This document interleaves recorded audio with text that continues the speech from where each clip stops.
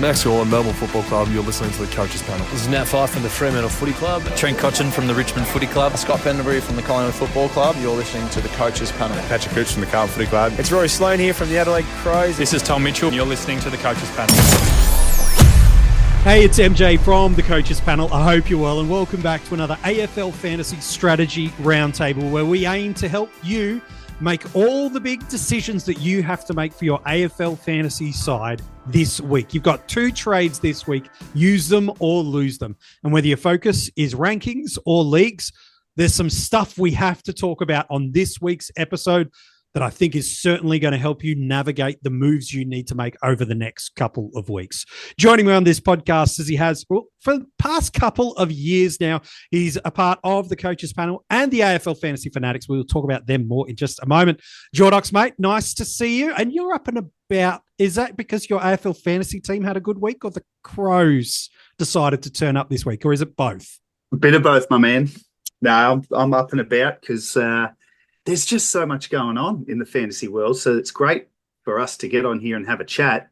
And we're going to see so many decisions that the community has to make in these last few weeks. We're going to finish the year with a lot of different teams. Like most years, we end pretty much identical forward lines last year. But this year, it's really up in the air. So I think it's great. This is how the game should be.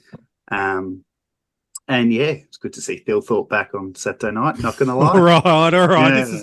This is turning into the Crowject very, very quickly. Shout out to those boys, by the way.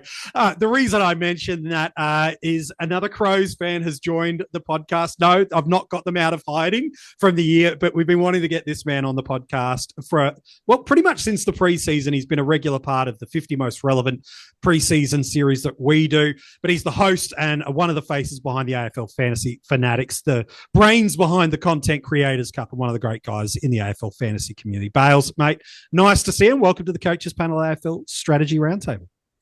Thanks, MJ. Jordox, good to be here, mate. My roundtable debut. I can't lie, I was looking so forward to talking about a certain forward that came out today that was injured. But that means that, again, another obstacle the coach has got to look around, and I'm sure we'll be chatting about plenty of other relevant players. So now looking forward to it.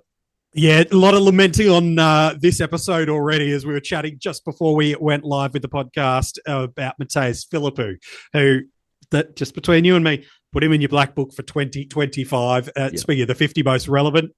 Yeah, the preseason work's already begun. He's probably going to feature just quietly in that 50. We'll see how we go.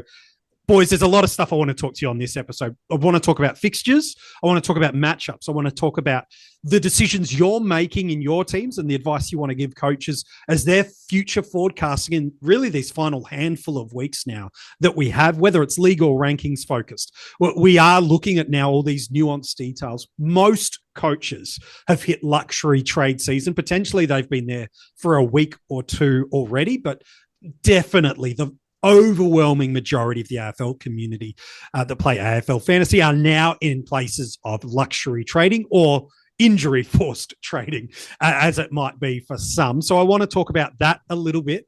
But right out of the top, I want to talk about the players that from now till the end of the year, who we think are going to be the best for the rest. And we'll work our way through not just the best 6 defenders, but we'll talk about the best 8, not just the top 8 midfielders, but we'll talk about the top 10. And I'm going to base it off Jaiden, who does a power of great work. He was on the AFL Strategy Roundtable last week. If you haven't checked out the Stats by Jaiden website, seriously, friends, you need to do it. But rather than going kind of line by line through our own, right, who's your top 8 defenders, Jordox? All right, MJ, who's yours? Is I wanted to use Jaiden's projections of players from here on in, and we won't go so much through the details and the data of what he's projected them to be, but I want to go line by line, tell you who he's projected in every single position to be the top scorers from here on in. And then I'd love to hear from you, lads. Is there someone you'd be kicking out of that list that he's got? And then if you're kicking someone out, you've got to put a name back in. I'll give a couple of caveats before I let you loose. But first, I'll give you some names and then the caveats, and then we'll go back line through to the forward line from there. These are the top 8 defenders, according to Jaiden's stats projections for AFL Fantasy from now to the end of the year. Here we go. Sheasel, Young, Dacos, Whitfield. This name might surprise a few. Crisp, Newman, and then he's got as bench options, but inside his top 8 defenders, Martin and Rivers. I know we talked about him on the AFL Fantasy Fanatics podcast with the review episode just a couple of days ago. If you haven't subscribed to the boys, make sure you do that. So that's the defenders. I'll go through the rest of the lines and then we'll come our way back through. Midfield, Bontempelli, Treloar, Goulden, Sarong, Brayshaw, LDU, Merritt, Steele makes a return, Dunkley, Liberatore. That's his top 10 midfielders.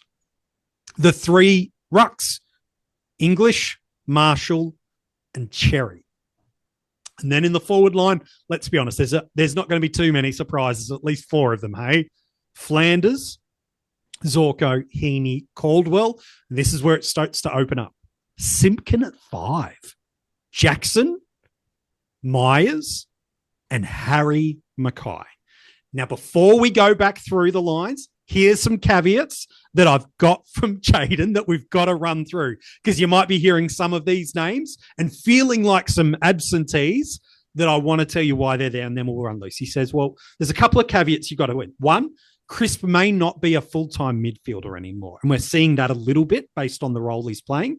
So he could very, very quickly move out of that spot. So that's his caveat, that there's the qualification of not just position in fantasy, but the position of where he's actually playing. We're seeing some statistical kind of variance. So that's there. He said about Max Gawn, he's not there because he's not listed to play, although he's a test. But if he was playing, he would be R1. So that's his caveat on that. Jackson won't be there as soon as Darcy comes back and plays. And Darcy's been confirmed to come back this week alongside Alex Pearce, which Footy Rhino has come out and shared this week on X. So just keep that there. Mason Woods had a role change and a classification positional change. He's no longer wing-based, but he's a general forward. So if he moves back to play in that wing, okay, now he's an option. And Brad Hill's also missing, as he's unsure what position he would sit, given politely across the year he's played half forward, half back and wing. So a little bit of juggling all over there. So some caveats from Jaiden to work our way through. Now that we've done that, let's go to the back line. I'll run you through the 8. Bails, you can have first crack. Who are you taking out and who would you put in? And then Jordoc's keen on your thoughts. So on the field, he's saying Sheasel, Young, Dacos, Whitfield, Crisp, and Newman. Remember, there's that caveat on Crisp. And then he's got Martin and Rivers really, really close in those projections. Anyone you're taking out and anyone you're putting in, Bails, in that back line for the best for the rest for 2024? Yeah, so looking at the 8 defenders there, I think for me, Sheasel, Dacos, Whitfield and Newman, I really like. Particularly, I've mentioned Newman a few times of how good his run is to end the season, and Martin as well, and even Trent Rivers, who's come alive in the last 4 weeks playing that midfield role. I think he could definitely be there. I think for me, Crisp obviously would be out. I think we can all agree that if he's not playing this full time mid role, he's not gonna be a top 8 or top 6. And Young's the other one that I'm sort of a bit iffy about because he's playing a little bit more forward. He's still CBAs are there. His game time's a bit lower. And I think defense is where points can be made up with some different players. So a couple that I like is, people aren't going to like this. I still like Luke Ryan, especially with Brendan Cox in there now and also Alex Pearce back. It means that Luke Ryan can become that general intercepting sort of defender that we know. And he's got Melbourne this week, and then he's also got West Coast. And I think he's got the Bombers, then Geelong. So not a bad month coming up. Max Holmes, I like as well for Geelong, and his teammate, one of Jordox's favourites. I'm sure he'll talk about Tom Stewart, is there as well in this midfield role that also goes back.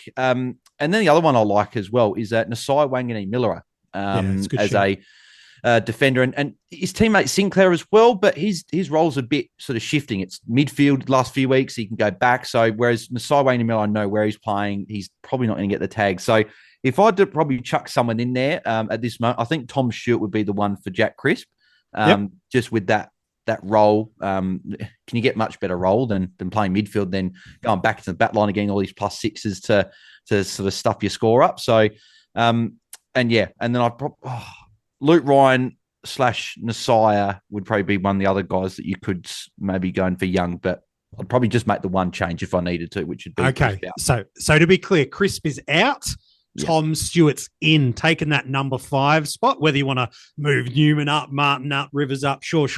But you're just making one change off the basis of these projections. Crisp out, Tom Stewart in. And you're giving us a couple of nice names there that just make the list. And for the reference, the gap in Jaiden's kind of projections from like D6 to D12 is like 1 or 2 points per game. So it's really, like you mentioned there, Bails, it's really clamoured with players that we could find in that unique spot. So I think it's a really good shout. What about for you, Jordox? Is there, out of that 8, is there any obvious outs? And if there is, who's out and who are you putting into your best 8 based off this projection list?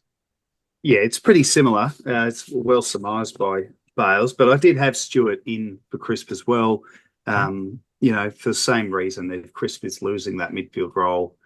I'm not convinced he is, though. I know there's been a bit of a shift in the last couple of weeks, but Collingwood haven't really played as well as they could have. So I wonder if they'll have a rethink on that. I saw something today about a bit of a setback for Tom Mitchell. They're playing a lot of young guys in there at the moment, which is good.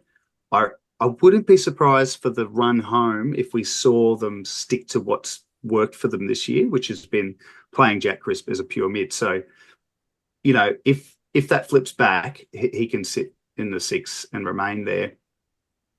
The other one that I liked was, Max Holmes, who's Bails touched on as well, just for that consistency. The whole year, he's pretty much been, barely dropped under 90. I think the week before last, he finally did.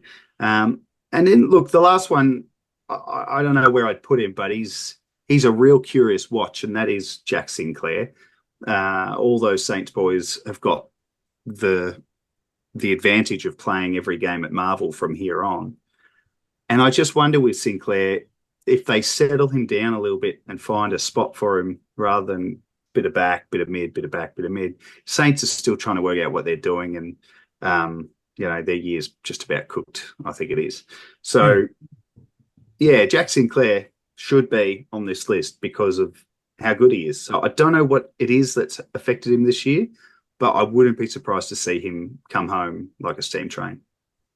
So Crisp, we talked about, he's been up in around the 70s and 80s of centre bounce attendances for most of the year. He dropped down to under 50% on the weekend. And it's a slight gradual regression, and that's what Jaiden's been alluding to for us there. You mentioned St Kilda, and Bails also touched on how good the scoring is at Marvel Stadium. These are the opponents that they've got coming up, just to keep that as a factor in mind. They've got West Coast, Essendon, Brisbane, Richmond, Geelong, and Carlton. If he plays in that inside midfield role, you could argue, and with no Philippou, who are all lamenting not being able to have that conversation on this episode, that could arguably the best inside midfield run if he plays in that inside midfield role. Now, it's a little bit different when he sits in that kind of rebounding halfback sort of role in terms of how good it is, but it's still very, very favourable. So that's an interesting one. So you're saying Crisp out for you too, Jordox, just to be clear, and Stewart in. So are you both almost, this is a very AFL Fantasy Fanatics, you're both in step with each other. Well, are you the same? I'd also put Sinclair. Okay, so who's out? You can't put someone in and not put someone out. I reckon Rivers.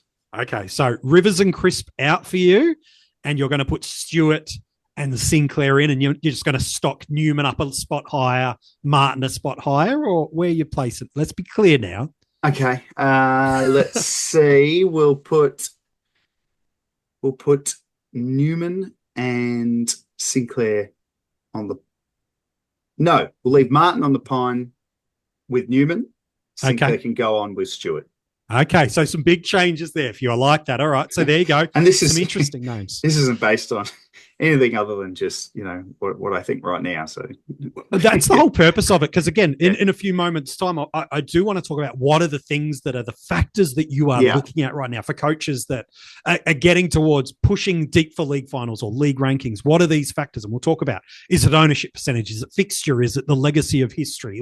I want to talk about that in a moment. But staying with the best 22, remember, might just help you find a little bit of a unique one here from the boys. Let's go back to the midfield. These are the projections according to Jaiden and his scores going forward. Bontempelli is the number one. Treloar, that's why I was going to trade him.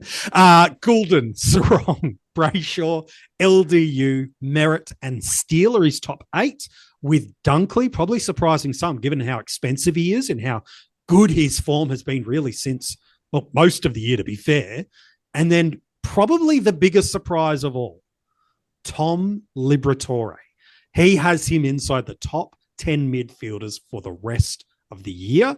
That's clearly 3 dogs in the top 10. Fixture driving a lot of that based on his projections of what's going to happen. So, Bails, back to you. There's a lot of good names that you could throw into this top 10. Are you making any changes to the order and to the names? What do you think, and who's going to be your top 10 off the basis of this projection base? Yeah, for me, I will. Sorry, Jade. There's got to be a few changes here because the Treloar is great, but actually bring him. After that late change, are we really going to be bringing a guy that's so expensive into our lineups, knowing this can happen again? Like all year, that's been the sort of knock on him, right? We've sort of gone, do we want to jump into him? He's got this ability to be sort of soft tissue injury laid out, and it was a late laid out. So I don't know. Based on projection, he could be in there, but I'm not sure you're bringing him in.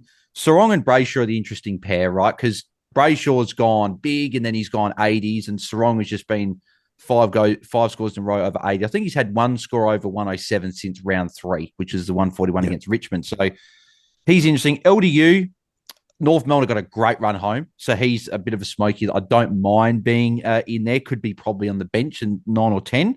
And then Libba, I don't know if I could be confident just with the concussion history for him as well. So a few of the guys I'm counting that I'd be putting in there. So I know he's had a couple of down weeks, but Sam Walsh for me is one I'd be chucking in there. He's got a great run home. He's got North and Port in the next 2, which North have, funny enough, been quite restrictive for inside mids this year. So, and then Port Adelaide. But then after that, he's got a great run home. I'm just getting up his fixture here because it's also good for Cripps as well for potential. Yeah, it's Collingwood, Hawthorn, West Coast, St Kilda is that last 4 that you were alluding to. Exactly. So I like him. I still don't mind Jordan Dawson. I know he's been a little bit down the last few weeks, but with Crouch, obviously, he's out for the year. Rankin's still got another 3 games on the sidelines. I still think he can get a lot of points in there. And Tim Taranto, after obviously missing this week, would be another one I'm keen on. Got a good last month. And then the final one, Tom Green. I think that we've seen the best of him over the last month. He's gotten over that ankle injury. And he's looking good. So if I had to change, I think it would be Brayshaw, Libba, Treloar, and probably Sarong would be the 4 guys out. And I'd probably chuck in Tom Green, Sam Walsh. Still got Dawson in there. Dawson makes it, okay.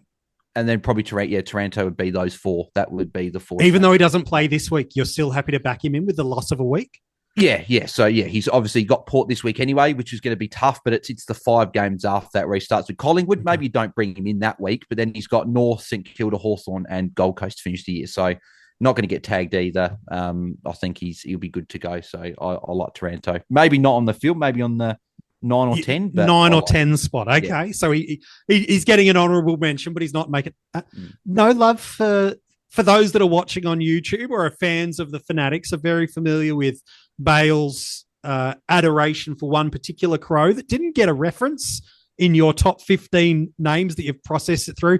How close did Rory Laird get to sneaking into your top 10? I love that you're not being biased about that Laird number 1 for days. How close to you is Rory Laird actually being a top 10 mid for the rest of the year in your eyes?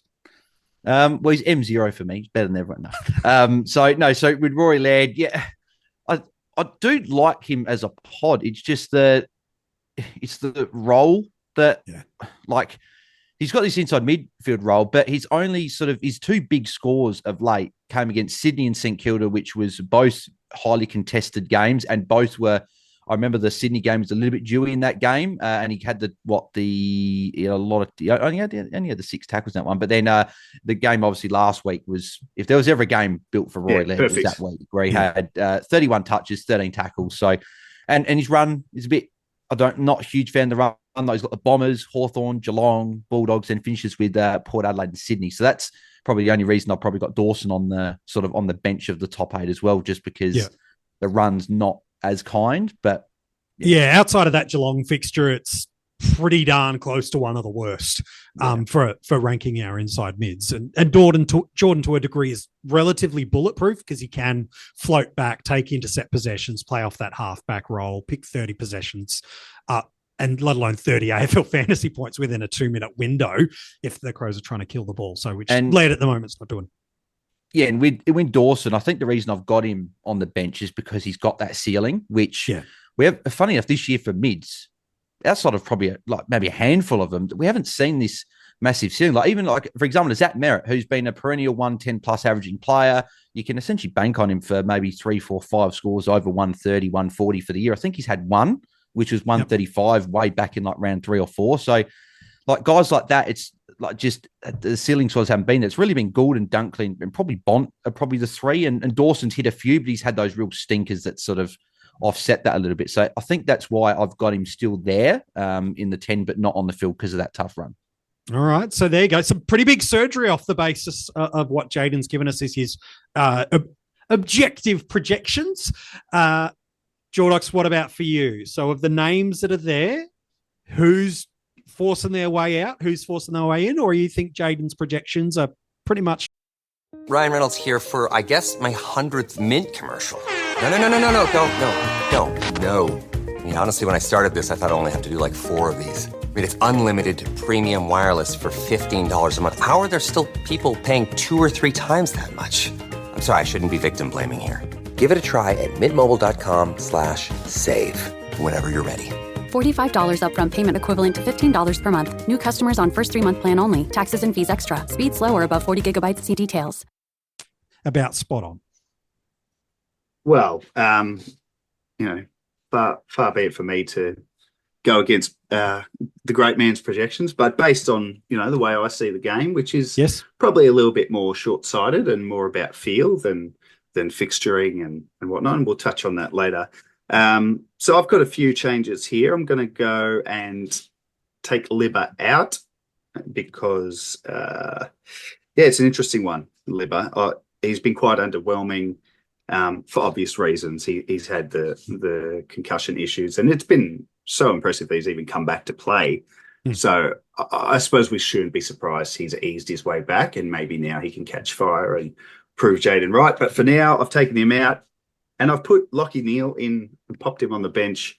He's in some sort of form right now. And I know, all it takes is a tag and, he can drop a really stinky score. That's why I've got him on the bench, because I can see him dropping another 60 or 70 at a inopportune time, but I can still see him hitting 130s and being one of the top scorers. So he can sit on the bench and...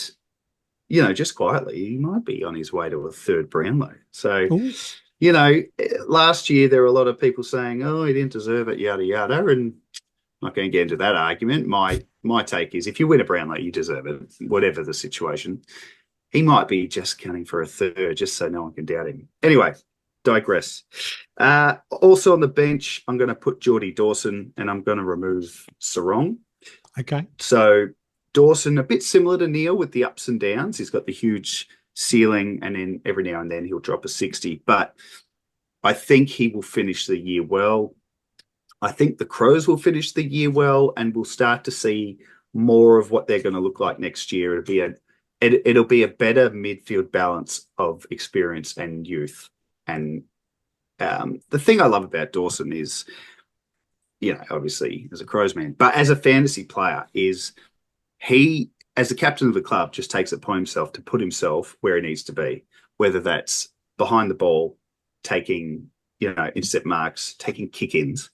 or chucks himself forward. He'll clunk a couple of big marks, or even playing in that role where the opposition's trying to get it down the field. Usually it's a big ruckman that will take that mark. It's Jordan Dawson. He's so tall for a midfield. I like Bond. Anyway, so he gets a lot of +6s. But he can sit on the bench because, he can drop a stinky 60. So I've also, the reason I removed Sarong, I've talked about this the last couple of weeks. I think he's a low ton guy at the moment. There's nothing I'm seeing to convince me otherwise. Maybe next year, after another preseason, we'll see him turn into a 110, 115 guy, more what we thought this year would be. Butters can come in for Brayshaw as well. I'm all for the Brayshaw theory, and I loved him as a real unique pick in the last few weeks. And I know it was a strange game down in Tassie, but this has been the story of Brayshaw's year. He'll give you hope, and then he'll score an 80. So I couldn't have him in my list. Whereas Zach Butters, similar to Neil, if a tag comes, I'd be a bit nervous, but his ceiling and the way he's getting around the ground, like he had 130 last week. He didn't even have that many CBAs. And the week before he scored similar and was subbed off early-ish in the last. So we're just scratching the surface of what Butters could do. So he could have a 6-week, 7-week run that is like no other. And then Adam Treloar, echoing what Bails said, I would have been happy for him to sit there based on what he's done, but after the laid out, there's just going to be questions every week. So I could see him missing this week again, and then that rules him out. And to replace him, I'd put Tom Green, who he's finally doing it, boys. He's finally putting it together, scoring the tons, and he could finish in a big way as well as the Giants push for finals and hopefully greater things for them. Nice. Some interesting names. I got a Smokey, MJ. Here we go. And it's easy to come up with Smokey because if it doesn't happen, it's like, well, it was a Smokey, so it doesn't count. Samberry. No. He's not a Smokey, he's a guarantee. No, Luke Parker on the weekend. Now, MJ, you know me, I like picking players who I think there may be an individual motivation beyond the team. He has sat all season in the twos and then obviously got the suspension. He's watched Taylor Adams go past him from another club come in. Luke Parker is one of the heart and soul players of Sydney.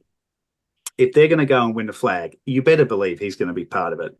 So I reckon if they release him into the midfield, Mills, he's not going to go straight in the guts. They're going to ease him in, perhaps Warner and who else am I thinking of in the midfield there? Heaney. Rowbottom. Yeah, Rowbottom. I reckon it might be time for the old bull to step in and say, boys, this is when the season gets going. Follow me. So I'm not suggesting he's top 10, but I wouldn't be surprised if he went bang from here as well. All right. That's an interesting shout.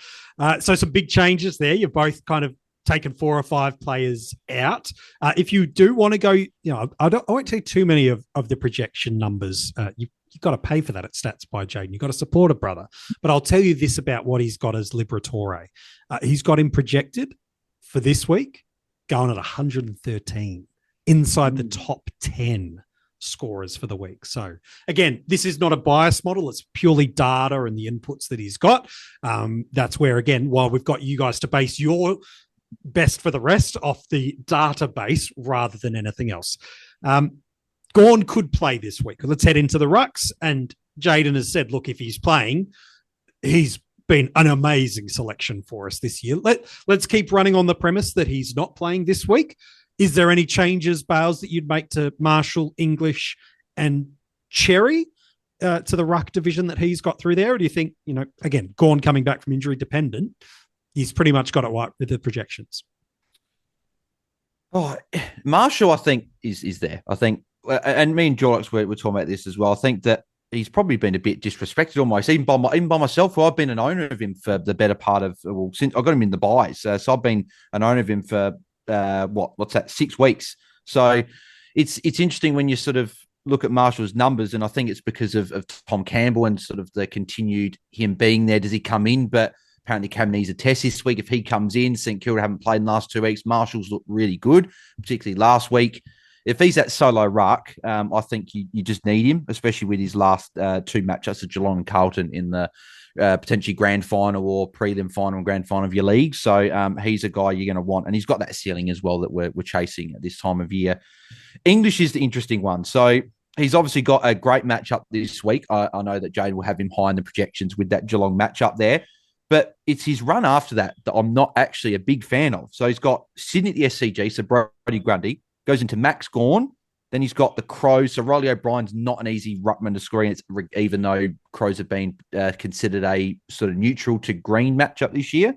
Then he's got Tristan Cherry, who has been really difficult to score on. Then Briggsy has actually been performing quite well of late and has been a bit more restrictive than what they were at the start of the year. So, but English is a ruckman that doesn't rely on the hit-out batter, right? He's a guy that gets all his points either by working his extra midfield at stoppage or getting his transition points. So I can definitely see why English is up there. I still probably have Cherry in my 2 on field, just because, again, his run, he's got Carlton, Geelong, Richmond, West Coast, Bulldogs, Hawthorn. That's a really nice run for the rest of the year. And then I've probably got Nank as well there, who's also got a very nice run.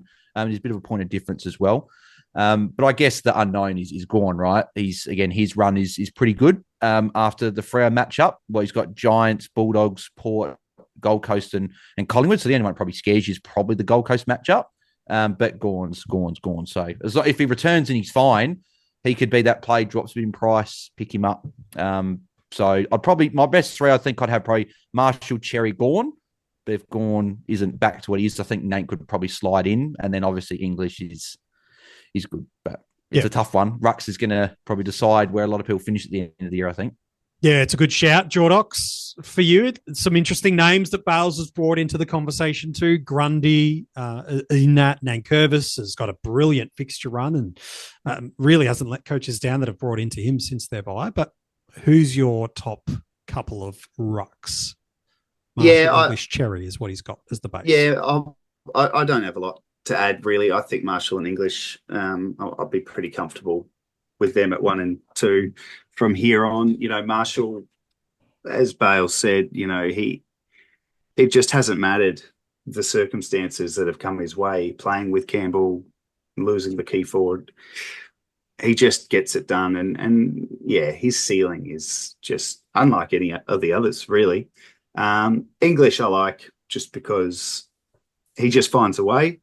The only thing I was tossing up is with Cherry, could I make an argument for Brodie Grundy, who has been not the forgotten man, but his scoring has been pretty damn good. Like any other year, it'd be like, oh, Brodie Grundy, R1, R2. But the rucks have just we've been spoilt for choice at the top line there. So I tried to make an argument for Grundy instead of Cherry, but what a season the X is having. I mean, his tackling is just ensuring that his baseline of scoring with the hit outs, he doesn't have to do too much else to get a good score. And thankfully for owners, he does anyway. So look, his ceiling's not quite there, but gosh, he's only just getting started. So for future years, but no, I'd leave it as it is. Marshall, English and Cherry, I'm pretty comfortable with that. Yep. And again, the caveat is if Gawn's fit and playing, he goes straight to the top of the tree. And I think, Bales, you alluded to that as well, too. So I think we're all, if Gawn's back, oh boy, he has got the healing powers of Tom Stewart. That is for sure, my friend. I reckon he might be. And Jordox, you flagged this. You flagged this last week. You said on Tuesday on our live Q&A show, you were just like, it would not shock me if Max Gawn is back next week. And you were saying, is there a play where you could hold him? So, and I'm just going to say, it's not bad. If it wasn't for the Heaney suspension, I'd probably... Anyway, it's... Ifs, buts and maybes. Let's talk about the forwards. There's 8 names. I think 4 of them we don't really need to talk about too much. I'm happy to have the argument if someone wants to at me. But Flanders, Zorko, Heaney, Caldwell... Outside of injury, which I know Caldwell was training and being off on his own today on the track on a Tuesday day. But look, I think for the most part, we're going to put these guys in our top 8 forwards for the rest of the year. So let's take them out of the equation. Let's talk about the final 4, and you can tell me what you're going to do with that. He's got Simpkin, Jackson, with the similar caveat of Crisp, which is, man, if Darcy's back, he falls out of contention. Sounds like he's back. So we could probably argue he'll drop out, but I'm keen to hear your lads' thoughts in a second. And then he's got Myers and Mackay. It's a nice run for Carlton key position forwards coming up. That might feel like more of a super coach call, but no, according to Jaiden, he sits in there. So the 4 we're not going to talk about because I think they're the universal 4. They're there. So Simpkin, Jackson, Myers, Mackay. Who of those 4 stay in the top 8 for you, Bails? And who might sneak in if you're taking one of these boys out? Yeah, I'll tell you what, and you boys talked about it on Sunday night as well, that the Simpkin one is probably a person that if people haven't got him, he's one that you could look at definitely bringing in. We mentioned with Sheasel, North run to end the year is really good. Fisher is another one that I like as well that could easily come back into calculations, and probably the other one I really like because, again, with these forwards, right, there's a blanket over potentially 10 names. Like, based on matchups, we could have any sort of number of players that go. But the other one I like, Dylan Moore. Starting off this week against Collingwood, it just feels like a game at the MCG, Collingwood giving up points. This is virtual elimination final for almost both teams. Dylan Moore's I think, going to have a pretty good game. I think he goes into he's got the Crows well. We kicked 5 goals against her in the year. Couple of tougher games, but then he finishes off with, I think, North Melbourne and Richmond. I'm not sure what order it is, but he finished off with those 2. So with that F6, F5, you're looking for these guys that can pop a 120 on any given week, and we've seen Dylan Moore's done that on a number of occasions. So I think Dylan Moore's got to be in there, and you'd probably sneak Fisher as well into the mix. Okay, so it sounds like Jackson's going out for you, just to be clear. Jackson's out? Yeah, anybody else? Yeah, Myers, Mackay? Jackson be out. Okay. And I think Harry would be out, even though Harry's got some good matchups and he could be a good one to bring in for every week. But yeah, I'd probably say Fisher and Moore come in for Mackay and Jackson. Okay. I mean, I'd keep Simpkin in there. Yep, nice. I love that call. What about for you, Jordox, of those final 4? If you want to fight me to put a Isaac Heaney on the list, we'll happily hear that one. But I think most people are happy to keep those 4 in there. Any ins and outs based off the projections you've got? Yeah, I just think this is probably the line that I don't think any of us are going to get this right, because there's going to be someone that we haven't even thought of yet that's going to come home strong. So I don't have any offers of who that'll be, but what we've got is Fisher is someone that Bails had said as well. It's interesting with Fisher because he's actually on the website or the app, whatever you're using, as injured, but he's not. He played VFL last week. So he's a really curious one. He put together, 4 tons in a row, maybe, something like that, in that role. Then he got injured, and then they won a game without him, and that was with McKercher in that role. So they didn't bring him back, and then they got flogged by Sydney. So do we see them go back and bring Fisher in that role, sharing with McKercher? And can he score enough? I think he can. So I'd have him in over Mackay. Keep.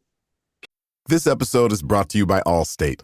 Some people just know they could save hundreds on car insurance by checking Allstate first. Like, to check you have the tickets in your wallet first before you drive 2 hours to the big game. Seriously, you had one job. Now the closest you'll get to the 50-yard line is parking lot D. Yeah, checking first is smart. So check Allstate first for a quote that could save you hundreds. You're in good hands with Allstate. Savings vary. Terms apply. Allstate Fire and Casualty Insurance Company and Affiliates. Northbrook, Illinois.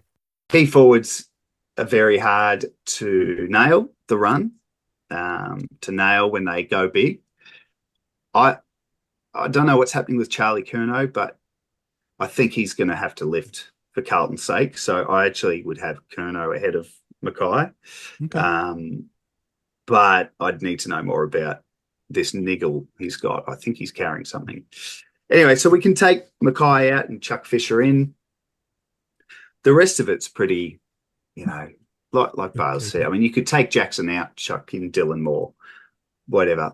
A comment on Jackson, though, because Darcy will return this week, as we've been told. His scoring with Darcy hasn't been that terrible, and I think he's got the confidence in him now to finish the year. Freo are playing so much better than they were earlier in this year. So I don't mind leaving Jackson in there and probably put him on the bench for Myers, and then you can have Fisher can stay on the bench with Jackson. The other one is Mason Wood. I mean, the DPPs came and went the other week with not much said.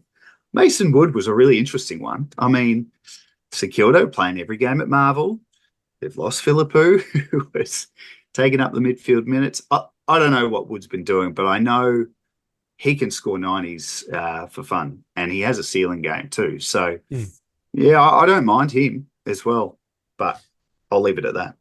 I think that's the scary thing, isn't it? We're looking at these guys at F5 and F6, and for coaches looking at their teams right now going, oh, do I want to move on Jackson? Do I want to move on Rankin, who we had to force move a couple of weeks ago? People forcing a Jai Simpkin out of their team because they're not really happy with it over the past, 3 to 4 weeks, maybe not so much over the past week, but going, oh, I need to get out of him. Outside of that top four, throw a blanket. I really wouldn't be wasting that much energy or trade focus at F5 and F6. It's a lottery. Like, there's a player I love there, which is Brad Hill. If he plays on the wing at Marvel, the fixture for wingman for St Kilda is glorious. But are you really going there? It's why Philippou was so tempting for coaches this week, because it was like, it frees up cash. It's a pretty good role. It's a good scoring at venue, and it makes it so attractive. I just wouldn't be spending any time at all just wasting magnet time at F6. Find someone and go, and spend much more time playing the fixture run or the ownership game or the head-to-head, whichever your focus is in leagues, ranks, or ownership, or whatever it is.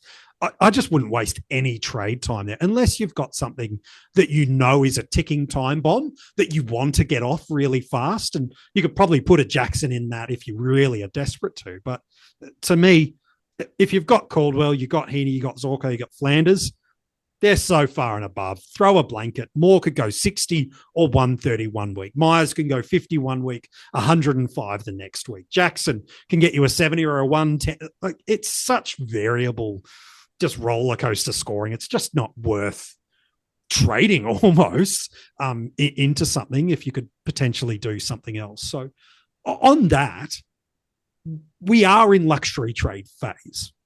And I've loved hearing your boys' thoughts about who and how you'd prioritize players. Like you both talked about, acknowledging Fremantle, for example, have this beautiful inside midfield run of players. Like, over the next couple of weeks, they've got Melbourne, they've got West Coast, they've got Geelong.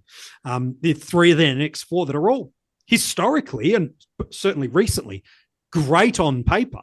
But a Sarong, man, on paper, is someone you're happy. I even know someone dropped him to their bench and took Humphrey's score because they're like, I am taking a guaranteed low ton over the risk of a potential 140, 150. And so hearing how you guys process and what you value, whether it be league or ranking focused, it's to a degree irrelevant. So I'm keen to ask you boys this question, which I think a lot of the AFL fantasy community are consciously or subconsciously pondering. What should we be prioritizing, or what do you, is probably a better question. What do you put greater value on at the moment with the trades you look to make? Is it the potential scoring of a player based off their history, whether it be recently of what they've done against that opponent or recently in terms of what they've done this year, their recent scoring history, so their own personal last 3, last 5? Is it the fixture of who they've got coming up and how easy or hard they are to score against? Or is it ownership? Like, these are 4 or 5 really important variables that we all have to kind of put into some kind of order. I'm not going to ask you to put them into an order for me, but Bails, for you, like, which is a leader for you? I don't think it matters too much whether it's a ranking or a league focus. I think they're still there to a margin degree. Which of those feels like the the lead indicators that you value most with trading into or out of players? Yeah, I think it's a combination of a lot of things, to be honest, because it's so hard, right? Because when I was sort of thinking about this, I was like, well, you look at the first example comes to me is a Dan Houston, right? We looked at his run. He's got this awesome run. He has St Kilda. He's got Richmond this week. He's got all these good matchups. I think he drops a 47 against St Kilda, which is meant to be one of, if not the best matchup for designated kickers. Like, just you sort of see these matchups, but it doesn't always work out that way. So it's probably a combination of runs, but also players that are proven scorers. So like Houston, for example, we know, and I know Liam, obviously a friend of obviously all of us in the community, was brought Houston in, but he said he knows he's going to get a stinker at some point from Houston. He just hoped it wasn't going to be while he owned him. And unfortunately, he dropped a couple. So guys like that you can't trust, but it's guys like your Gouldens, your Dunkleys, your Bontempellis, your Harry Sheasels, your Dacos, like Caldwells, all these guys are proven over a stretch of either seasons or a period of time this year. You want to be targeting those guys. And then probably the other thing I look at is, especially for your F5, F6, M7, M8, D5, and D6, I want those guys that've got the ceilings that okay, they might have a floor, but they've got that ceiling score that can really push you towards top 100, top 1,000, top 10,000, sort of your league matchups, whatever you're playing for. So like a guy like a Nick Newman in defense, we know he's got like a ceiling there. And then you look at like the midfielders, there are a number of midfielders who've got big ceilings. We see like a guy like LDU, who was in the projections, went on a run of over 115 at the back end of last year. You look at the rucks as well, like almost all of them have got big ceilings. It's whichever ones you've got on any given week can go big, and hopefully you own both. So those people that owned a Darcy Cameron or a Kieran Briggs and then a Marshall last week get that massive bump. But if you had Tristan Cherry and I can't think of a ruck that went a little bit quiet last week, if you had those two, then all of a sudden you're missing out on points. So yeah, for me, it's probably just a mixture of trying to escape those really bad floor scores, like your Houston sort of sub 60 scores, and then trying to get those ceiling players that have got the good runs coming up, I think. Yeah, it's good. Jordox, for you, and echoing some similar sentiments or some things to add on the back of what Bails has just shared for us? Yeah, no, Bails is a very, very good at analysing and playing the game that way. And look, I like to play that way too, and I'm a numbers man, and trends, something you absolutely look for. But I guess when it comes to fixtures, and I've never really been big and a big subscriber of easy fixtures, hard fixtures for players in fantasy. I don't really know why, because the data is the data. It's real. It's not made up. But I think, what you said before, Bales, like there was a perfect lineup and then he scored terrible, because that's footy. That's just what happens. And, I always have this thing. Sometimes I fear that a matchup is too good. Like where do we have, I can't remember what it was recently, Zorko. Maybe it was even just against West Coast this week, or there was a game and it was like, I put the VC on Zorko because I knew everyone else would be, and I couldn't afford to miss that ceiling. But it was like, on paper, it was perfect matchup, and then he didn't blow it out of the water. So I play the game more on instinct and gut feel, and sometimes that can go against the numbers. But I think with numbers, there's always anomalies. So if you can pick the anomaly and get it right when everyone else has jumped on the other side, zig when others zag, I guess they say. So I don't discredit the fixtures and the fact that data is real. It doesn't put me off as much if I'm targeting a player, because I like the way he's playing. I like his form. I like his role, and I have a feeling about him. I won't be put off too much by the fixture. Even stadiums, like it's great. It's all well and good that we say St Kilda play all their games at Marvel. It doesn't guarantee anything. It's just, it sounds good. Dry, it's not going to be wet. And then the other thing I look at, a lot is time on ground, role changes, that sort of stuff. And time on ground, not necessarily the more time on ground, the more you score, more about points per minute. So if I see a player that's scored a little lower, but he actually had less time on ground than normal, and his points per minute is still strong, I tend to look at that more than their total score. So, yeah, there's a few little insights into the way I play the game. And, the beauty of the game, as you boys know, and everyone listening knows, is there's so many ways to play it. And every year, you could say, oh, that was the year to play that strategy. It doesn't mean the next year you play that strategy and it works. There are infinite variables in every player. You could have a player whose role, the form, the matchup, the stadium, the price, and on the day, that individual person has a headache and just doesn't play very well. It's just, you can't pick it. But we try, and that's why we love it. Or you get a Bont game where he's got gastro and like looks like he's not going to play, and he comes out and tortures Freo. So it's a funny game that not only the AFL players play, but we also play as well. It's all quite random. We just try and put as much formation of that random chaos. We try to organize the chaos in our minds to try and achieve what we're trying to achieve in the game. But at the end of the day, it's all just up to chance.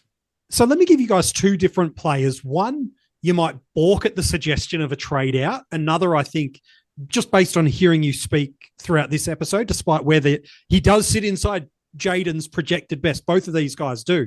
One, I think we're probably going to balk at the suggestion of a trade. I'm not saying you should. I just want to put it out there to help people hear your processing, to help them make decisions for themselves. One, you'll balk at. One, you'll be like, no, absolutely fine, but it's there. So at the moment, in the last 5 weeks, the worst team to play against for inside midfielders is Hawthorn. Over the last 5 weeks, they are the worst for inside mids. Hawthorn this week also have a player that historically is more than happy to attach himself like a human shield to a player by the name of Nick Dacos.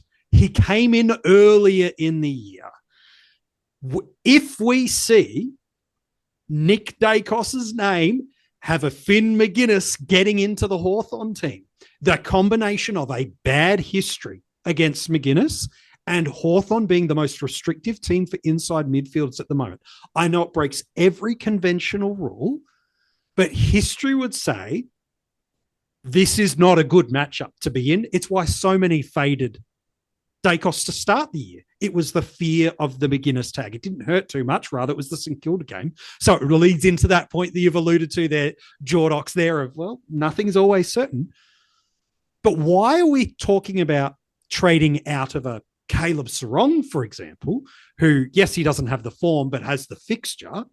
But then we look at a player like Dacos, who has better form, but not a good fixture, especially this week, historically against Hawthorn. Why in the community are we looking at Sarong as he's got to go because he's out of form, but the fixture's good, but then not even considering a Dacos who, his scoring's fine. He's probably owned equally as highly in the top ownerships or leagues areas, but we're not considering that. So talk me through that thought process, Bails. Is there something that lends itself to you to be more biased is probably too much of a loaded phrase, but to incline to consider moving out of some data points as a leading indicator as opposed to some others? Yeah. And the Dacos one is really interesting, isn't it? Because we saw last year, a lot of coaches were around this time last year again, that coaches were looking at trading out a Dacos, or some even savvy coaches put Dacos on the bench. He's already scored, had a look, and he obviously got I think it was a 47 or something like that, obviously injury affected, but he was on track for a pretty putrid score unless he did had a Nick Martin fourth quarter and absolutely saved it at the end there. If Finn McGuinness is named, and to borrow a fellow coaches panel member, Minnie Monk's term of team dependent, if your team allows it and you don't have these Tom Powells, even Sextons, if you still had him, if you don't have some of these issue players, I think it is a genuine play as a 1 week play, especially because Dacos is in a line where there are a good 10, 12, 14 defenders on any given week that could put up a good score. And if you went a day cost this week to a Nick Newman, if you didn't have a Sheasel, you can trade him out and you want to get him back in, a Nasai Wanganeen or Jack Sinclair, Max Holmes, Tom Stewart, Trent Rivers, like the list goes on. I think it is a play that you could consider if your team was in that position. Is my team in that position? Probably not. I've probably got a couple of players I want to move on. Will Powell, another Powell that I've got to move on. I'd probably rather do that. But the day cost one, it's definitely a play. And that's what we probably got to look at now at this point, is when there's an obvious tag that's going to be there, that's something to be looking at. And in terms of Sarong, I've heard a few people say that maybe Neil Bullen goes to him. I think if Melbourne are looking at it, Neil Bullen hasn't been a full-time inside mid and playing as a forward. I wouldn't be shocked if Neil Bullen went to Jordan Clark this week. It wouldn't shock me. And then Sarong gets off the chain. Melbourne are a good matchup for midfielders, and he goes and pops a 115 and you've traded him out. So it is this luxury trade season. You can trade someone out, they go 120, bring someone in, they go 60. It's the name of the game, but it's a tough one. But it's a good point you raised. People saying about Sarong, trading him out, and Dacos has got a tough matchup. So something that coaches can definitely consider this week. Of course, the risk is you trade him out. By the way, he's got Richmond next week if you can't get back into it. Yes. That's the risk point there. I know you had something to add to this conversation, Jordox. Yeah, so I guess the initial question was, why do we have this mindset with a Sarong but not with a Dacos? And I guess it's just the way our brains are wired, because Sarong, when you look at him, there's 5 weeks or 6 weeks of underperforming.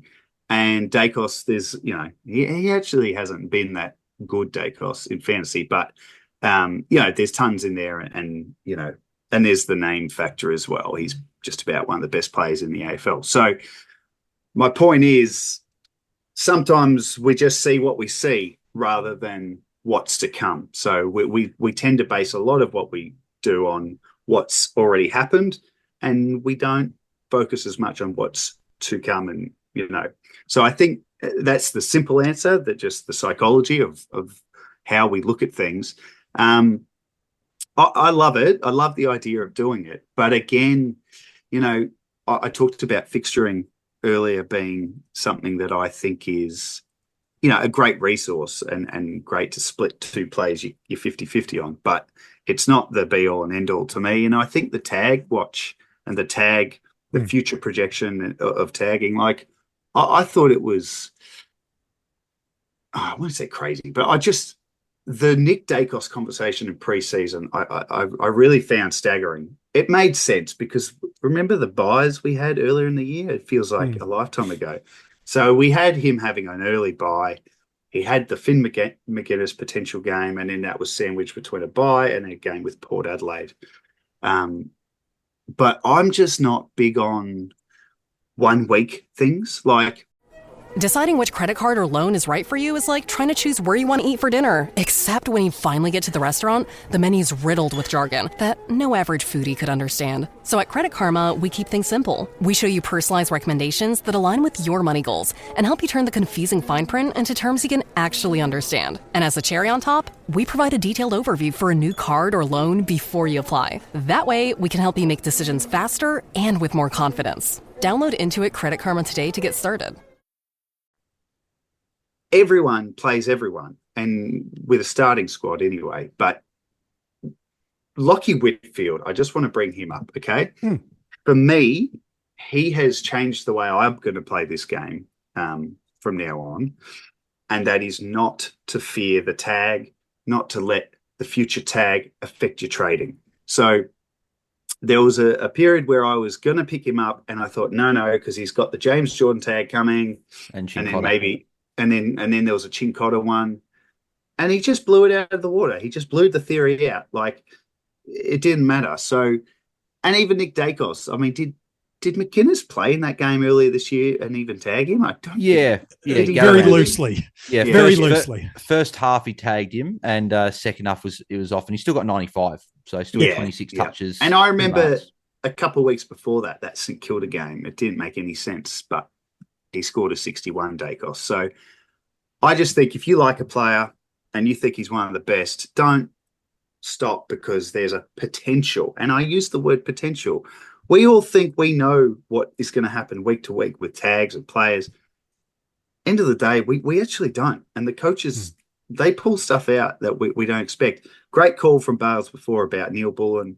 I'm pretty sure he will go to Sarong. Yeah. But we don't know that he might go to a Geordie Clark, like you said. So to base your future plans and your trades based on, essentially a what if, I like to stick to the form and the data and go with that. Look, Jack Graham went to Cogs last week instead of Whitfield, who you'd think Jack Graham, Whitfield, or Tom Green even, but Cogs. It's just, you can't pick it sometimes. I heard someone say, Jack Graham, he's never tagged. And I just started having 2017 nightmares. Cold sweats. Yeah. Very slow. Oh. It's interesting. Like, both of you talked about how good Zach Butters has been at the moment, like 3 scores over 120, a bunch of 130s in the last month. And you would argue on paper right now, he's one of the 4 midfielders. Richmond this week, they're not as easy to score against in the last 5 with the return of, he's not there this week, Taranto, but with Hopper back, with Prestia back, they're back closer to their first choice midfield where they were completely decimated and depleted for the first and middle half of the year. But after this, Port Adelaide have Richmond, so Graham tag, maybe. After that, Carlton, Chincotta tag. After that, Sydney, James Jordan tag. Now, he's normally gone more to the rebounders, James Jordan, but has done some inside midfield work. Melbourne, Neil Bullen tag. This is, I think to almost look to wrap up the episode, this is the hard spot where we're getting now as a community, is we're looking at players that a month ago we would never have dreamed consider trading out. Sarong was never on our radars. Crisp was probably never on our radars. Simpkin was probably never on our radars. And now we're at the challenging space, and you both talked about this, where you think you're making a trade, you're spending 100, 200,000, whatever it is.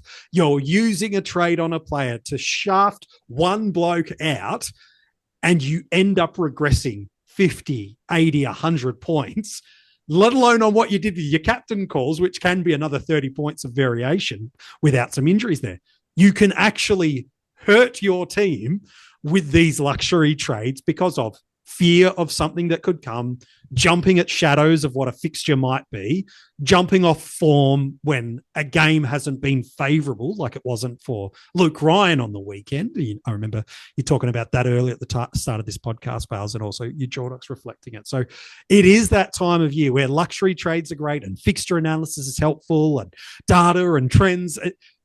If we're not careful, and also if we don't have a slight piece of luck go our way, the trades we make now, we could actually cost ourselves some points. That's the challenge of the moment, isn't it, Bales?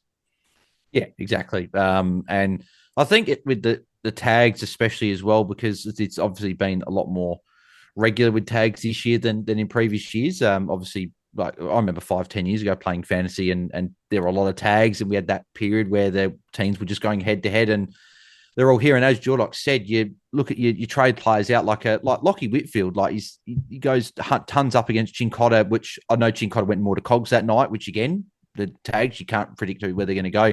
And then he tons up against Jordan, who kept into a 48 in the other game. So you can't predict what's going to happen. And that's sort of the thing, not only myself and the community just got to remember, is that every week is a new week, and one player could go from being tagged to a 60 or 70 and then put up a 140 the next week. So it's so hard to predict. We can only go sort of what we're looking at. But then just on Butters actually looking at that, I do think that the next 3 games he'll cob attention. So if I was looking at him, I'm personally not going to be looking at him at the moment. But if someone else is keen on him, like, you couldn't talk anyone out of someone like a Zach Butters.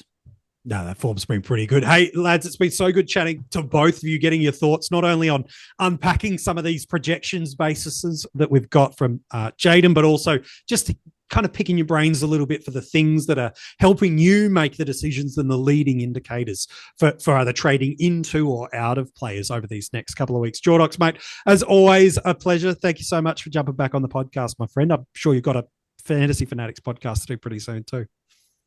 Yeah, we do. But yeah, great to be on. Great to have Bails on as well. Good to see you, boys. And Bails, where can we get in touch with yourself across social media? And also, if we haven't managed to find our way into the AFL Fantasy Fanatics community, where can we check out what you're doing, both the videos and also the audio podcasts and the Twitter spaces as well? Yeah, so just myself, I'm just at Bails DT across all the social media platforms, so pretty easy to find me there. And then in terms of AFL Fantasy Fanatics, you got obviously AFL Fantasy Fanatics on YouTube, at AFL Fantasy Fans on Twitter. We do content. Well, I do content daily. And then we've got obviously our Sunday night round reviews after the final game and our Tuesday night live Q&As, which we'll obviously be recording shortly. And then our pre-lockout chats that we do just after Ball Boys as well. So check them out and then come watch ours as well. Just before lockout hits on the Friday, answering a heap of questions. So it's always good fun. But pleasure to be on, MJ and Jordox, mate. I'll talk to you soon. You boys will be talking in about 20 minutes time. If you missed where you can get in touch with these boys across social media, or you're like, oh, where was that place? What was the name of the thing? The good news is we've got all the details of the links of the YouTube channels, social media, where you can find the boys across the podcast channel as well. All the details in the description of this episode, as well as where you can find all your links to the Infinite Wealth kit that the guys have been gifting away, thousands of dollars worth of resources that one of the fellow panelists, for sake of a better phrase, of the Fanatics have put in there. I guess he's doing a fantastic job. These guys have done a fantastic bit of work with the Content Creators Cup as well. One last thing, MJ. Oh, yes. Sorry, mate. Sorry. I've got to get a quick plug in for at AFL Subs on X. If you haven't found that account already, go and find it, like it, and subscribe, and you will get a notification buzzing in your pocket an hour before the bounce with the subs. So no more looking through all the different websites. And you get notifications for late change as well. That Trelaw one came through as well pretty much straight away as soon as it was. That's right. No, yes. I can't recommend enough as well. Yeah, no, it's brilliant. And I hope for all the AFL fantasy coaches' sake, it is a resource we need for 6 more weeks only. And it's not something we have to have for the rest of the year, although that'll be helpful for laid out. So we'll see how we go. So if you want to get the details for that, it's in there. The links for the podcast and video, it's in our description, as well as that Infinite Wealth kit. Make sure you go and do that. Hey, good luck this week with the trades you make, whether you're trying to hit an overall PB ranking or it's a do or die league matchup that's going to define your league results. We hope things are favorable to you. We hope your captains nail it nice and early, the VC in the week, so you don't have to be stressed with who you're putting on as that Sunday skipper selection. We hope your trades are favorable for you as well. From all of us here at the Coaches Panel, we wish you an absolute ton of good luck, and we can't wait to be chatting with you again next week. Good luck for the week ahead.